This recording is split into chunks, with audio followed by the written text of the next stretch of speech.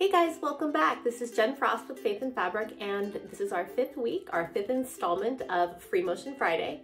Today we're going to be working on a design that I'm calling Emmaus Road.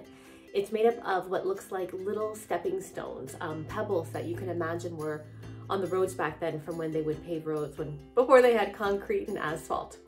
So let's take a look at how we're going to be putting together our design today. In creating today's design, you're going to have 4 tips that I think will help you get through it. Your first tip is to keep your stones or your circles large to avoid too much stiffness in your quilt. If you put those circles too close together, you're going to end up with a very stiff feel, which maybe you're going for, but you probably want to keep them a little bit larger just to make your quilt pad softer. You want to plan ahead. When you're looking at your circles, you want to know where you're going to be exiting and entering each circle. You want to make some of your shapes circular and some oblong.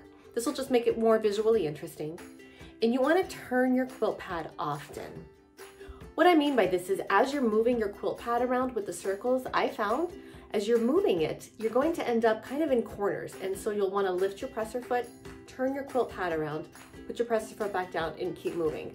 And as opposed to some of the other patterns we've worked through so far, I found for this one, I was kind of rotating and turning my quilt a lot more than on others. So sharing that tip in case it helps you too.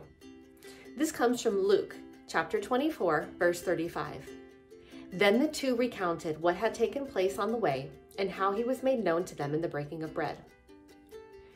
So this comes from the story of the 2 disciples. After Jesus' death and resurrection, they were on the road to Emmaus and they encountered Jesus, but they didn't know it was him. They didn't know it was him until they actually sat down with him and he broke bread at dinner. And I'm going to take a more worldly view on this one today. I think so often it's so easy to come up with a preconceived notion of someone of, oh, they believe this, so they must also believe this, and this. Or they voted this way, so they must also want this, and this. And that's so detrimental to us as people, because just because you support one issue, belief, cause, or you like to do X doesn't mean Y and Z are always going to be true. So I encourage you to sit down with someone, break bread with them virtually if you have to, and take that opportunity to really get to know someone who's different than you, who maybe runs in a different circle, and see what kind of barriers that breaks down, both for you and for them, and see what you can maybe see from them when you break bread. Just like the disciples didn't know they were sitting down with Jesus until they broke that bread, we may not recognize the beauty in every one of us as individuals until we have that opportunity to sit down with someone and really get to know them as people. So there's our inspiration for the day. Let's get started sewing. So a quick rundown as we start sewing. You'll see I've got my free motion foot on here. Let me pull this away so you can see. I'm using a different free motion foot today.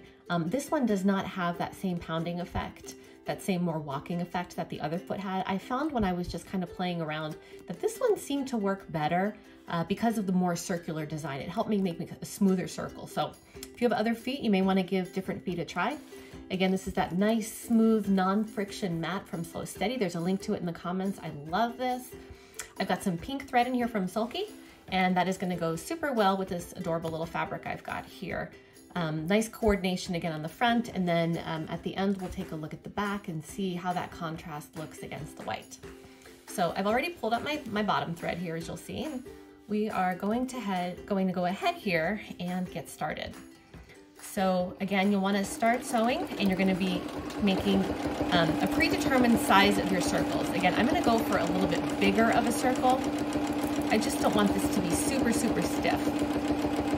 Now the hardest part for me is, and you may find for you too, is coming back on those circles when you have to trace over them. That's not as easy as it seems to think it would be. So you'll see I'm just barely touching one of my circles to the other, one of my stones in my road to the other, and then I come around and I loop another time.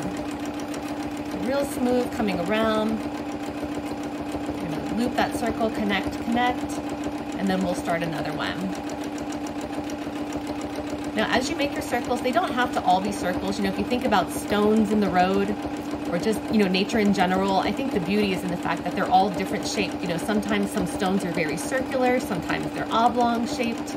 I really want this to look more nature related, like more natural, if you will.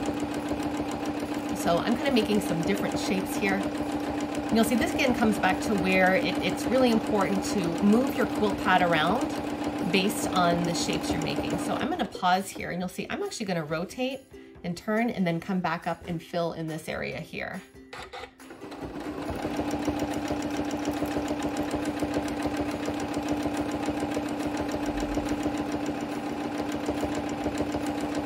Share with you where I'm working here. So you'll see I've got my circles going around and I've kind of worked myself into a little spot. So I have a little hole here that I'm going to fill. Now again, this is I think why it's really important that you don't purposely try to make all your shapes the same. You'll see this one here is a lot more of an oval shape. This one here is a nice round circle. This one here kind of is not teardrop shape, but it kind of comes up more like a, I don't know, like a semi-pointy round circle. But the point of that here is because these are all different, you're not going to notice now when I have to make a smaller circle here to fill that space. So let's go ahead and we're going to fill that with a nice small circle here. Again, you always want to touch the stones, the circles that are around it. So I'm going to touch those 3 on all sides and come right back out. And then just smoothly start to make my next big one. I'm going to make a big loop over, connecting these stones. Again, it's almost like a big version of Connect the Dots. And I need another little guy in here to fill this space. We'll make this one oblong. Again, connecting on all 3 sides and come out. So now you can see, if I turn this here a little bit, we filled the space here with a nice small circle here. We've got the oblong one here, and that is now a nice covered quilted pad. You know, we did this in the last video, and I'd like to do it again this time, where we kind of sew on the reverse so you can more clearly see the circles. Again, I like that tone-on-tone look of the fabric, but it doesn't always make for the best videos. So I've already pulled my bottom thread up. This time I'm going to sew on the reverse of my fabric, the white side, so you can kind of see a little bit more about the shapes we're making and just get a better visual on how this is working. So you'll see for me, the hardest part is not moving too quickly. My stitches are not as even as they could be. Again, that just comes with practice. But I definitely tend to go quickly when I'm starting a new circle and then quite slow as I'm trying to overlap and trace those circles. And I bet you'll probably find you're similar too in that. There's kind of a little bit more confidence when there's nothing there to have to worry about lining up with, but when you start to come to these points here where you want to line up to make those stepping stones, those roads, you do go a little bit slower.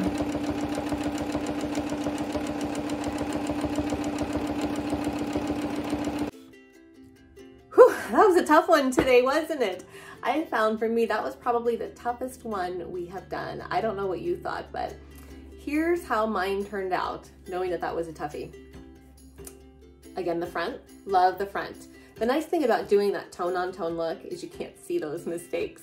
You'll see the pink just looks wonderful. If I hold it here in the light, you can really see the circles popping out. I think this actually looks really good on the front. You don't notice those little whoopsie moments. Let's take a look at the back. So overall, it's actually not that bad. I'm gonna point out what I see as some of my personal flaws, things that I don't like that I did. Now, maybe on yours you may or may not disagree with them. Maybe you might like that look, maybe you might not like that look. But these are just some things that for me that I would like to continue to work on as I practice. So let's see here. So I'm gonna hold this nice and close for you guys. If you look right in here, you can see I didn't always do the best job overlapping those stitches. So in an ideal world, you know, it's not going to be 100% exact, but your stitches are going to be a little bit more like here. You can see I did a lot better job looping this circle than I did looping this one. This was definitely a whoops and kind of crossed over my lines. Here's another spot I don't love too much. Again, I'm getting pretty nitpicky here. I kind of have a little opening. So this should technically, one of these circles should have connected more. So you don't have these open spots on your Emmaus Road that someone's going to trip on, right?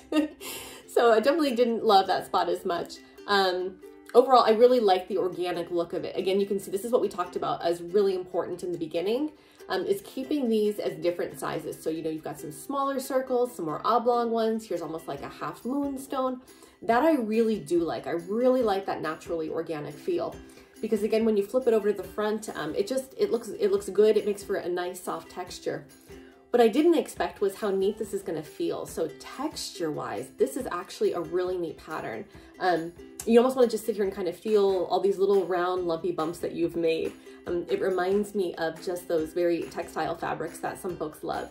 You can really feel this pattern a lot more, I think, than any of the other patterns we've done so far. You know, with them you can feel the thread work, but this really creates these nice little, almost like little orbs that you just want to kind of, you know, squeeze and pop, like that packing material that you'll get in the mail. So there you go. There is our 5th week's pattern. I hope you guys enjoyed it. I would love to hear how it goes for you. If you enjoy these tutorials, let me know. Give them a like, give me a subscribe, and we'll continue making them. Happy sewing, and I hope you have a chance to sit down and break bread with someone that is new to you, and may you find something special in them as well. Take care. We'll see you next week.